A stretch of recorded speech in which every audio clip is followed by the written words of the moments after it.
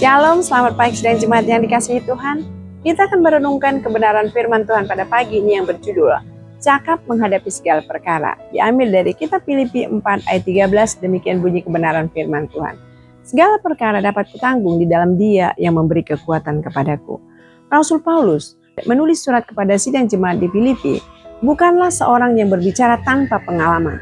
Ia menulis kata-kata ini dari penjara, tempat di mana ia mengalami kesulitan besar.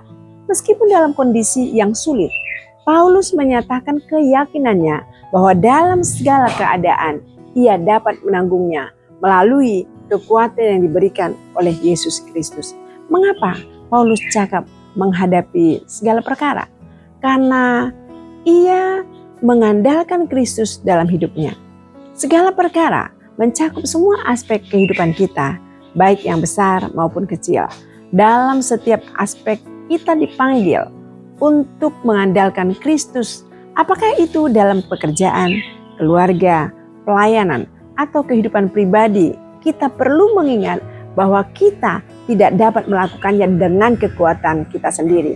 Kita memerlukan kekuatan dan hikmat dari Tuhan untuk menjalani hidup dengan baik dan benar.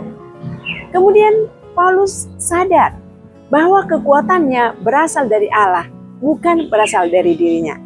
Paulus menekankan bahwa kekuatannya tidak berasal dari dirinya sendiri, melainkan dari Kristus.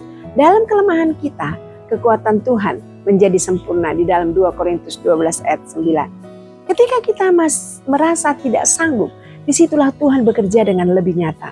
Ia memberikan kepada kita kemampuan untuk bertahan, terus maju, dan akhirnya mengatasi setiap rintangan yang ada. Ini adalah pengingat bahwa kita tidak perlu mengandalkan kemampuan kita sendiri, melainkan harus bersandar sepenuhnya kepada Kristus. Kemudian menghadapi tantangan hidup dengan iman. Ia menghadapi tantangan hidup dengan iman karena setiap orang pasti mengalami berbagai tantangan hidup. Entah itu masalah kesehatan, keuangan, relasi atau pekerjaan. Ketika kita berhadapan dengan hal-hal yang tampak sulit atau bahkan mustahil untuk dihadapi, seringkali kita merasa lelah, putus asa, dan tidak mampu melanjutkan.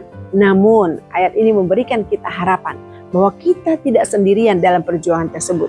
Kekuatan kita mungkin terbatas, tetapi kekuatan Kristus yang tak terbataslah yang akan memampukan kita untuk melewati setiap situasi yang kita hadapi.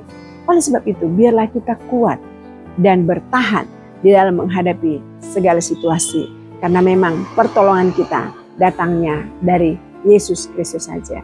Puji nama Tuhan, mari kita berdoa. Bapa Surgawi, kami bersyukur kepadamu buat pagi ini. Kami percayakan hidup kami kepadamu sepenuhnya. Segala perkara yang kami hadapi kami cakap menanggungnya. Karena kami tahu Engkau ada bersama-sama dengan kami yang memberikan kekuatan. Mengandalkan Engkau sehingga iman kami benar-benar kuat dan bertahan dengan apapun situasi yang kami hadapi. Terpujilah Engkau buat anugerah-Mu dalam nama Yesus Kristus. Kami berdoa dan bersyukur. Amin. Tuhan Yesus memberkati kita semua.